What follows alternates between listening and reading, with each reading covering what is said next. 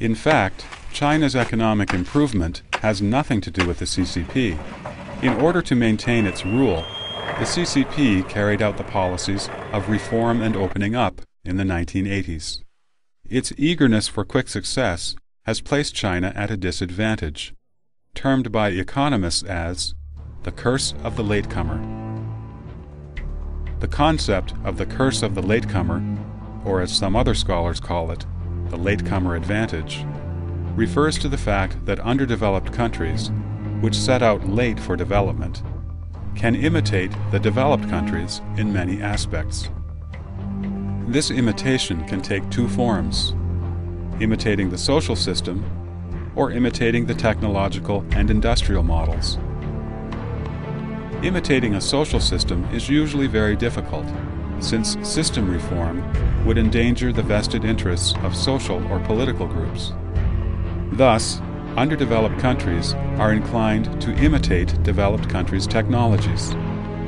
Although technological imitation can generate short-term economic growth, it may result in many hidden risks or even failure in long-term development. It is precisely the curse of the latecomer, a path to failure, that the CCP has followed. Over the past 2 decades, China's technological imitation has led to some achievements, which have been taken by the CCP for its own advantage, in order to prove its legitimacy and to enable it to continue to resist political reform that would undermine the CCP's own interests. Thus, the long-term interests of the nation have been sacrificed. In comparison, since abandoning communism, Russia has carried out economic and political reforms. After experiencing a short period of agony, it has now embarked on a path of rapid growth and development. From 1999 to 2003, Russia's GDP increased by a total of 30%. The living standards for its residents have significantly improved. Western business circles have begun not only to discuss the Russian economic phenomenon, but have also begun to invest in Russia, the new hotspot, on a large scale. Russia's rank among the most attractive nations for investments has jumped from 17th in 2002 to 8th in 2003, becoming one of the world's top 10 most popular nations for investment for the first time. Even India, a country that, to most Chinese, is poverty-stricken and full of ethnic conflicts, has enjoyed a significantly expedited development and has achieved an economic growth rate of 7 to 8% per year since its economic reforms in 1991.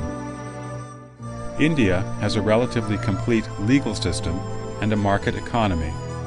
It has a healthy financial system, a well-developed democratic system, and a stable public mentality.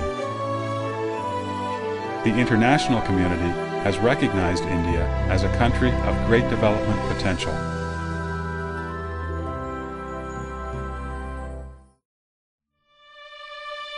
On the other hand, the CCP engages in economic reform without political reform.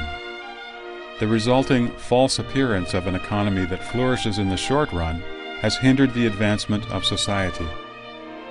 The partial reforms have caused an increasing imbalance in Chinese society and sharpened social conflicts. The financial gains people are achieving are not protected by stable social systems. And furthermore, in the process of privatizing the state-owned properties, the CCP's power holders have abused their positions to fill their own pockets.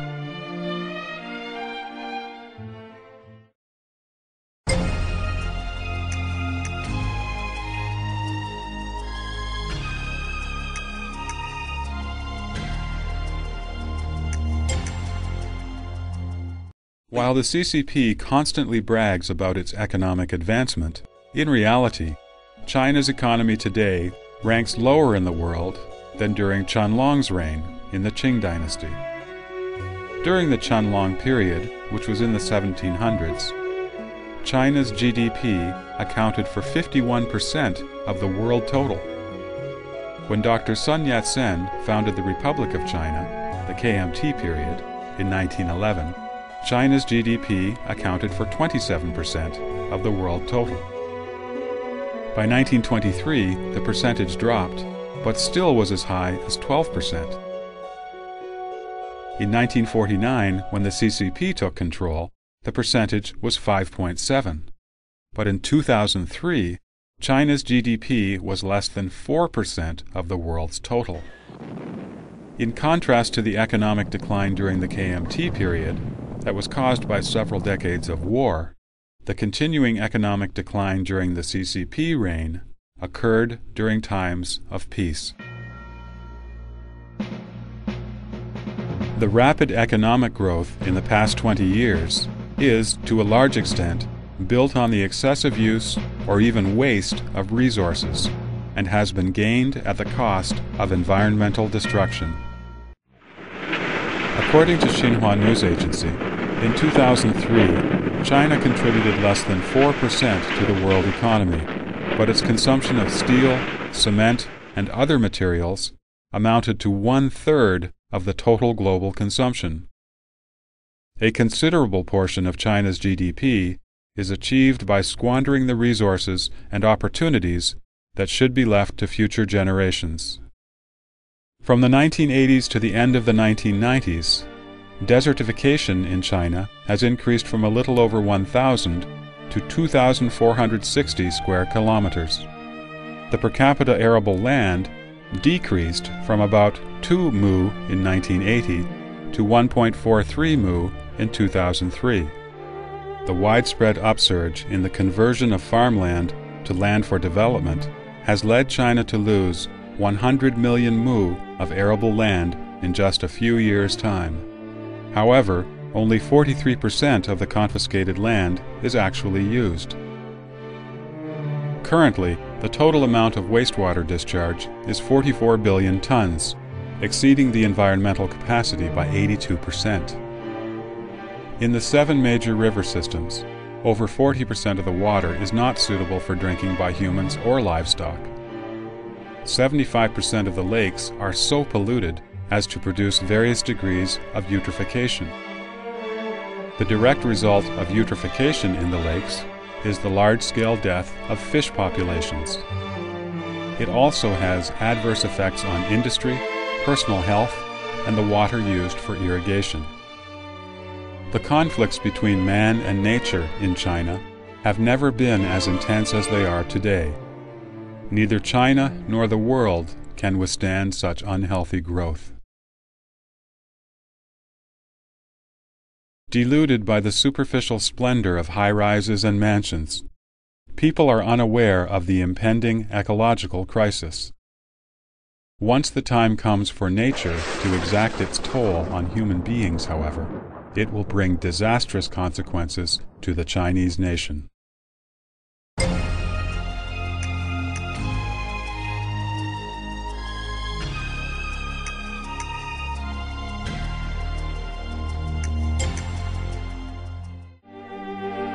The CCP relied on peasants to gain power.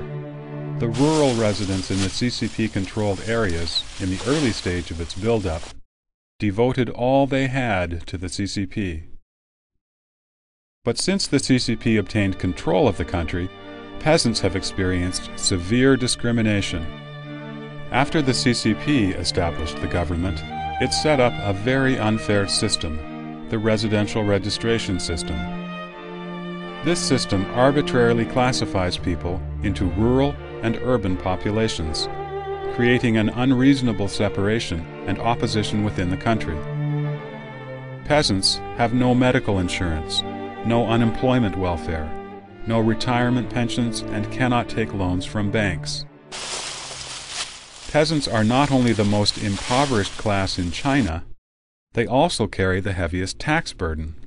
Peasants need to pay a mandatory provident fund, public welfare fund, administrative management fund, extra education fee, birth control fee, militia organization and training fees,